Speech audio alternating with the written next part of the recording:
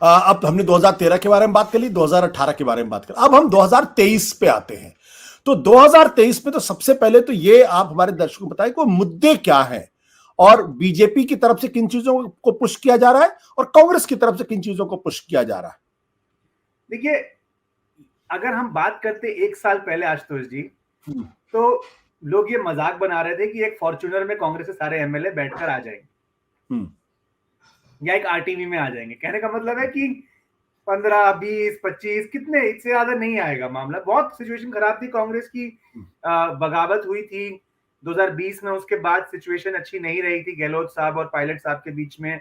उसका क्लाइमेक्स तब पहुंचता है जब पिछले साल 2022 में गहलोत साहब को नेशनल प्रेसिडेंट बनाने की बात होती है कांग्रेस द्वारा, लेकिन एक और रेबेलियन हो जाता है। पायलट साहब इस समय बहुत पशोपेश में है कि वो क्या करे।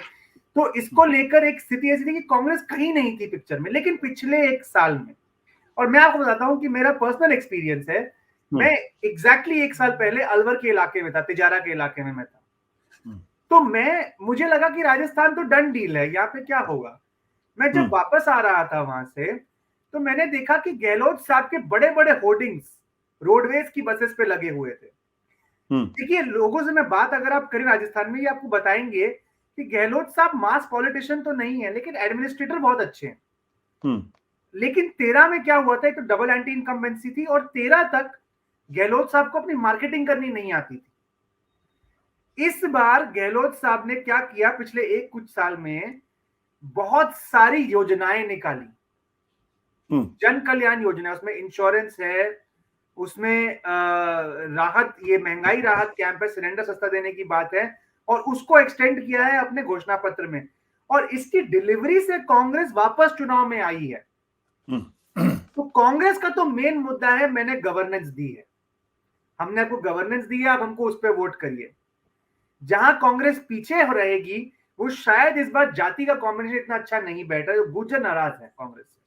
नाराज क्यों है? क्योंकि उनको था कि हमारा व्यक्ति जो है वो सीएम बनेगा। हालांकि मैं इस बात से थोड़ा डिसएग्री करता हूं कि पायलट साहब केवल एक गुर्जर नेता है, पायलट साहब एक यूथ नेता भी है। लेकिन गुर्जरों में एक नाराजगी है कि हमने, देखिए, आपको बढ़ चढ़ के वोट किया पिछली बार, लेकिन आपने हमारे व्यक्ति को सीएम नहीं बनाया। तो कांग्रेस की ये कमी है। कांग्रेस और मुद्दों की अगर हम बात कर रहे हैं, तो कांग्रेस जा रही है गवर्नेंस के मुद्दे पे, बीजेपी सामने से आ रही है। देखिए, बीजेपी, मुझे क्या लग रहा है, इस बार ये कैंपेन इतना स्ट्रीमलाइन नहीं रहा जितना होना चाहिए था बीजेपी की तरफ से। कहीं ना कहीं मुझे लग रहा है उनको लगा कि हमारी बारी है आने की, तो हम जीत ही जाएंगे। तो उन्होंने कई मुद्दे छोड़े। एक तो उन्होंने मुख्यमंत्री को अब डिक्लेयर नहीं किया अभी तक, राजे जी को। दूसरी बात, कन्हैया लाल का मुद्दा लाए, ध्रुवीकरण करने की कोशिश की। फिर अभी करप्शन का पहले मुद्दा लाए, वो लाल डायरी, गुड़ा साहब थे, वो कहाँ गई लाल डायरी? किसी को पता लाल डायरी कहाँ गई? अब रिसेंटली कल परसों में बात हुई राजेश पायलट जी को लेकर, सचिन पायलट के पिता थे, तो कांग्रेस की उनसे बनती नहीं थी, सचिन पायलट को उसका खामियाजा भुगतना पड़ रहा है। मोदी जी ने कंफ्यूज नहीं किया है लोगों को, कि पहले कहते हैं कि कलेक्टिव लीडरशिप है, कमल सिंबल है, लेकिन मेन व्यक्ति वही है, चेहरा वही है कैंपेन का।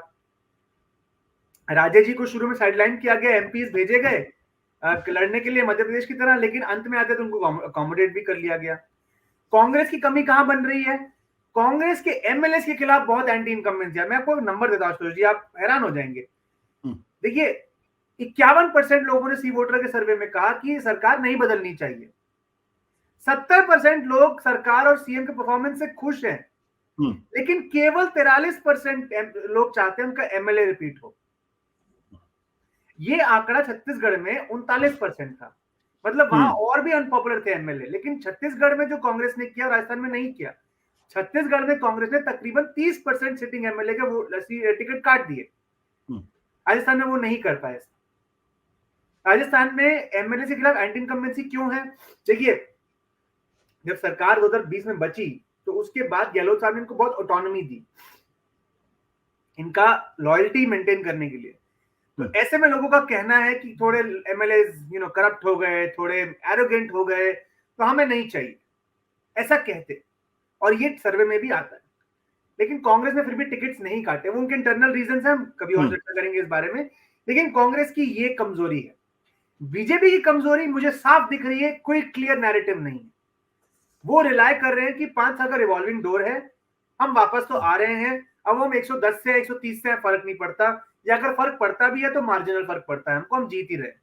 तो वो कोशिश कर रहे हैं माहौल बनाने की, लेकिन मुझे कोई एक मुद्दा नहीं नजर आया इनके कैंपेन में जिसको लेकर इन्होंने, देखिए लॉ एंड ऑर्डर पर भी बात की और करनी भी चाहिए, राजस्थान में दिक्कत है लॉ एंड ऑर्डर की, तो लेकिन कोई एक चीज जिसको कहते हैं ना कि एक एंकर जिसको लेके आप पूरा माहौल बनाए।